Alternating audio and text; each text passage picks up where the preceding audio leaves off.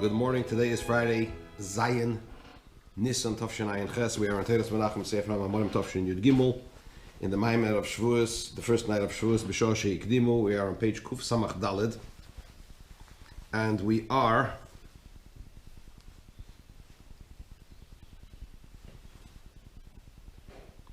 approximately 1, 2, 3, 4, 5, 6.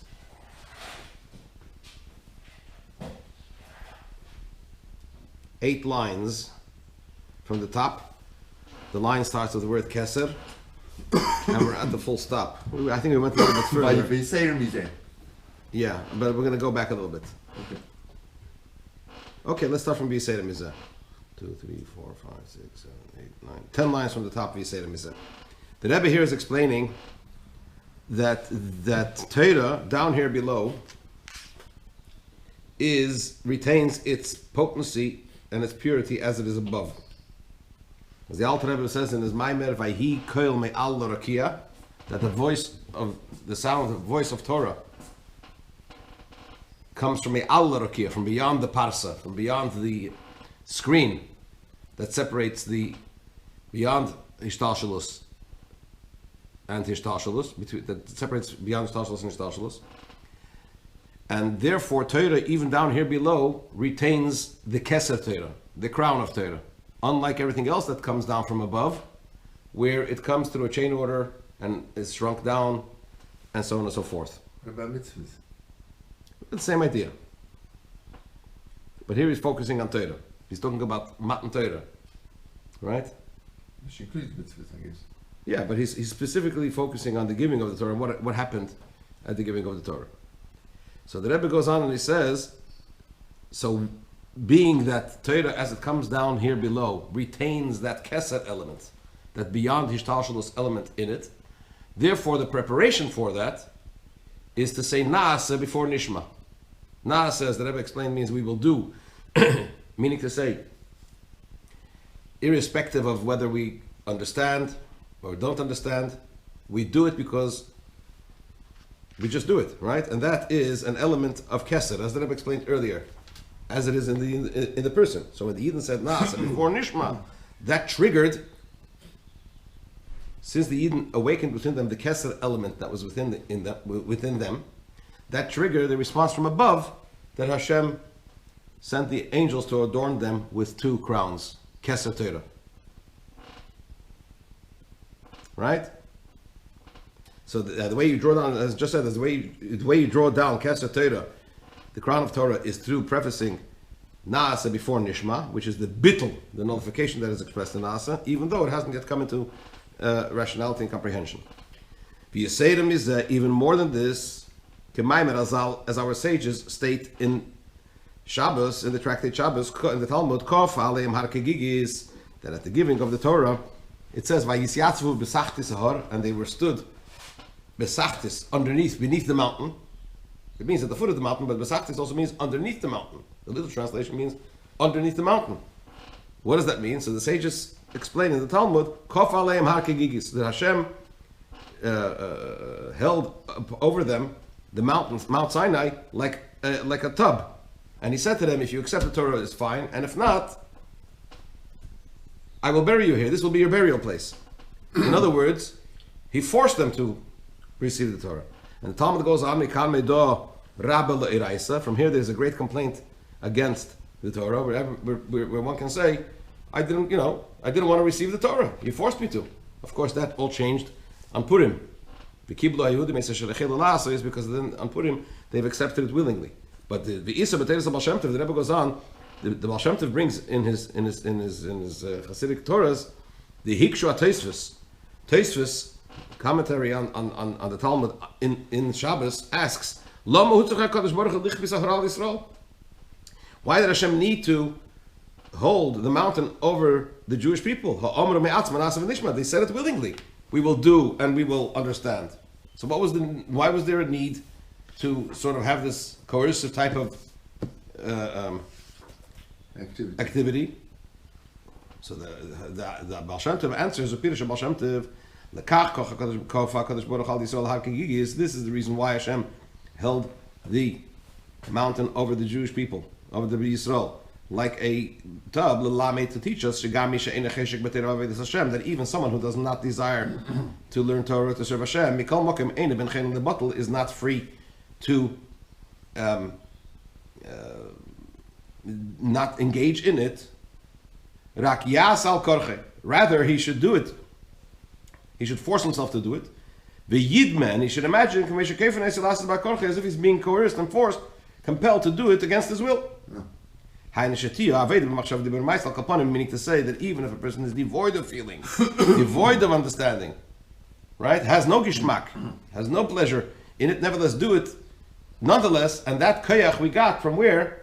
That empowerment we got from this act that Hashem did at Matan Torah, despite the fact that then the Jewish people accepted it willingly, but he also did this act of Kaf Aleim Har Kegigis, which is a coercive act, so that a person should have the ability to overcome the resistance, if it does exist, to fulfill Torah, to learn Torah and fulfill mitzvahs.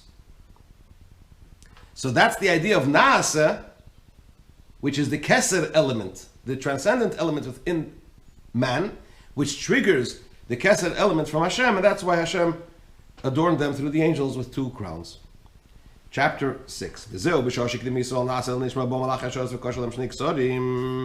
Now that it ties it all in, this is the reason why, as the Talmud states, when the Jewish people at Sinai said Naaseh, we will do before Nishma, before saying we will understand, the angels of heaven came and they adorned them with 2 crowns. The Shaychas in Naksharim Lakdomas Naaseh Nishma. What's the connection between the adornment of these crowns to the Jewish people saying Naaseh before Nishma?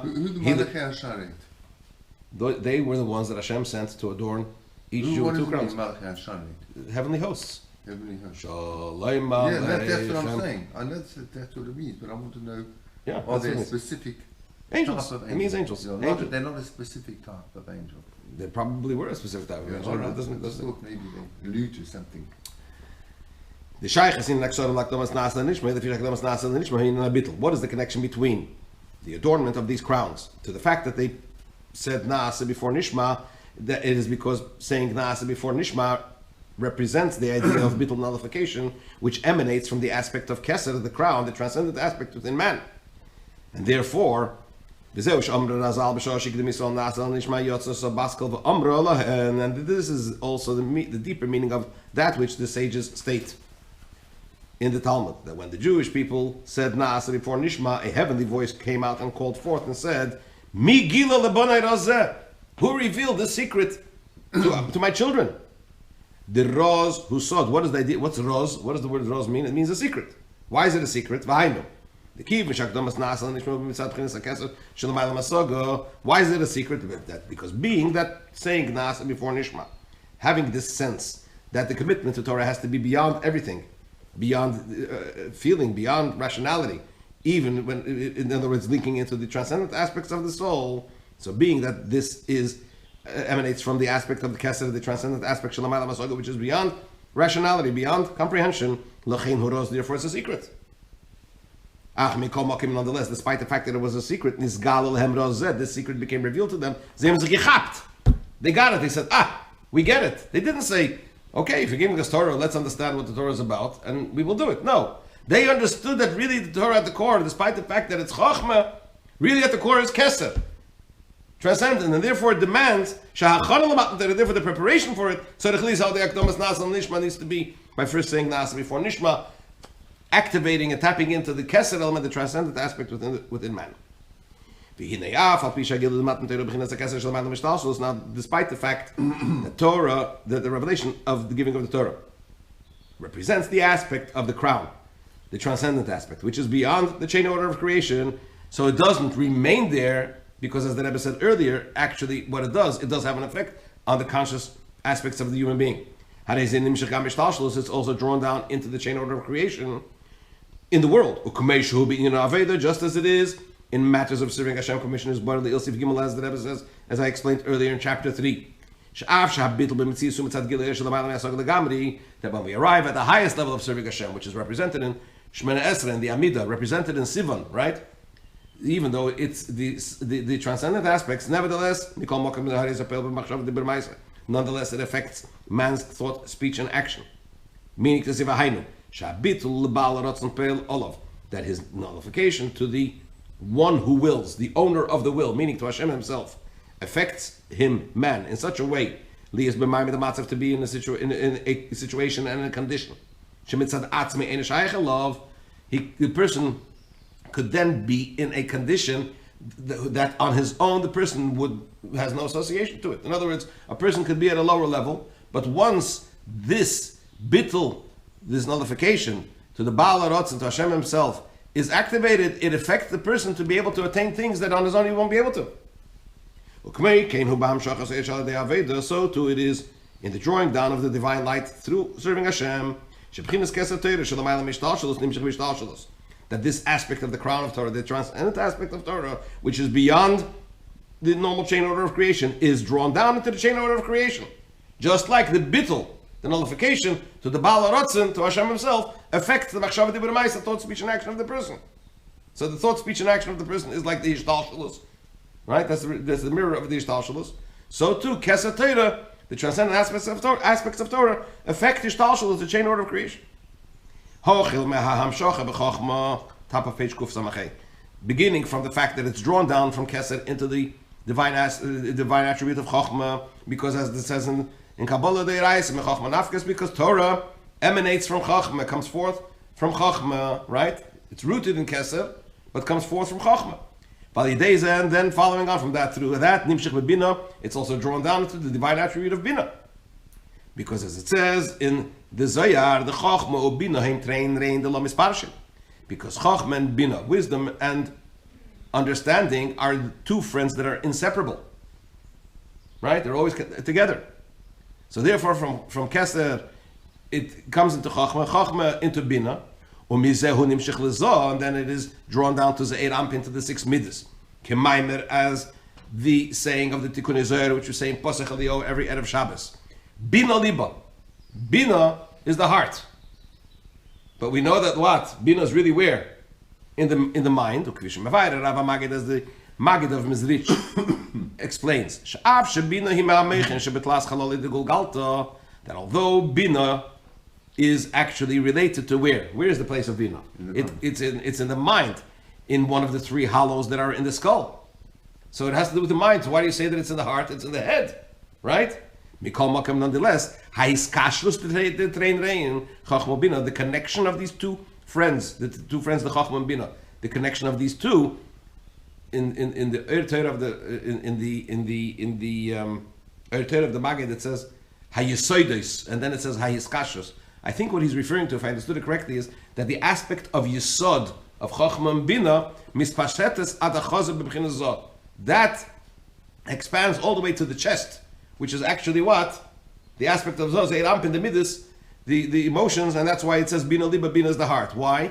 Because the Yisod aspect of Chochmah and Bina, because I think this is what it means, that the 10 attributes are all nichel one from another. They're all included. They all have in themselves elements from the others.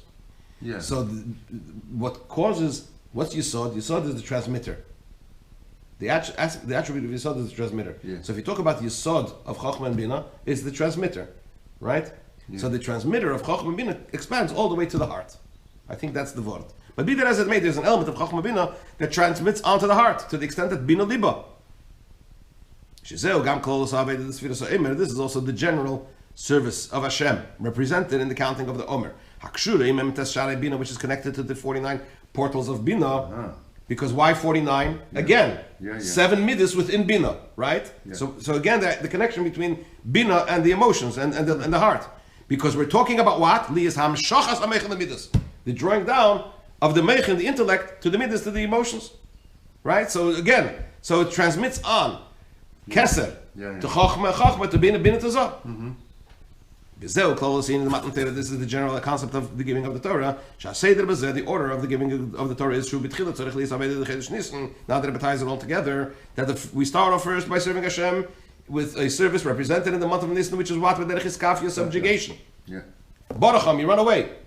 Disengage. There's no contemplations, there's no considerations, you just do it. Not Sivan Ishma. Correct. No, I'm sorry, what? That's Sivan.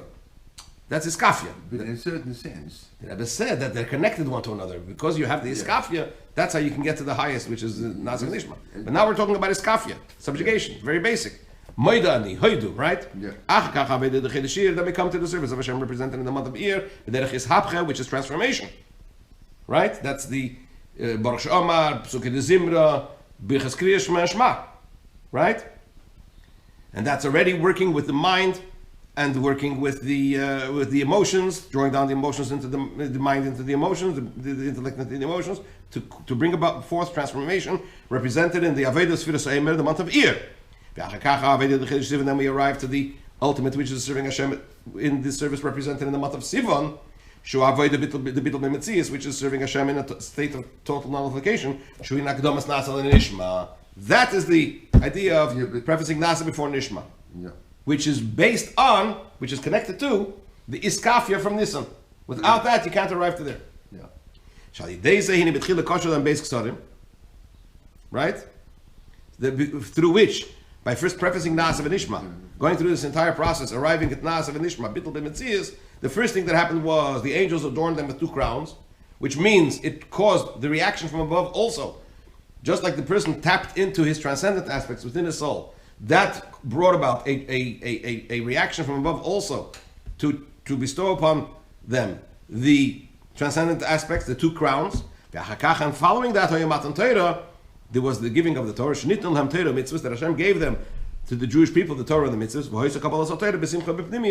and the receiving of the Torah took place with joy and internally. This expression, besimcha bepnimius, is an expression that the Rabbeim used when they would say, that's the wish for the salutation, as it were, the benediction for Shavuos is Kabbalas HaTorah besimcha bepnimius. Receive the Torah with joy and internally. And the Rebbe explains why with joy and internally. Because fulfilling Torah is sometimes connected with tests. It's not always easy. Sometimes it's difficult, whether they are difficulties from the outside or our own difficulties from the inside. So therefore we say besimcha. It has to be with joy. Right? And because and then when we fulfill the mitzvahs, the Torah mitzvahs, it has to be done with our entire pnimius, with the essence of our soul, not only in the machshava dibur ma'isa. Yes, indeed, we start off with bittul, right? But the idea is that it should permeate every aspect of our soul, and therefore it should be b'pnimius internally. This concludes the Mamar. I just want to go back to the point that the Rebbe mentioned at the end of Ois, at the end of at the bottom of page Kuf Samach Beis, where he spoke about the fact that when the Kohen ascended the Mizbeach, the altar, the kevesh is the idea of going up a ramp, which means the beginning of the Avodas Hashem is that there's no steps, there are no levels. It's a gradual ramp where the ascent is not even noticeable. Because if you focus on levels, then the person can get despondent and disheartened and say, how can I, such an insignificant person, even can think about starting to serve Hashem? That's why you start off straight away, you go. That's represented in the ramp. And then he turns to the ledge, and then he goes to the Keren Dremis, Mizrachis, Fenis, Maravis, Dremis. And the Rebbe said that this is the process of going from one level to another level until you arrive to the highest level. The highest level is, as it says in the Zel Mekayman, Fenis, Mizrachis, Maravis, Dremis.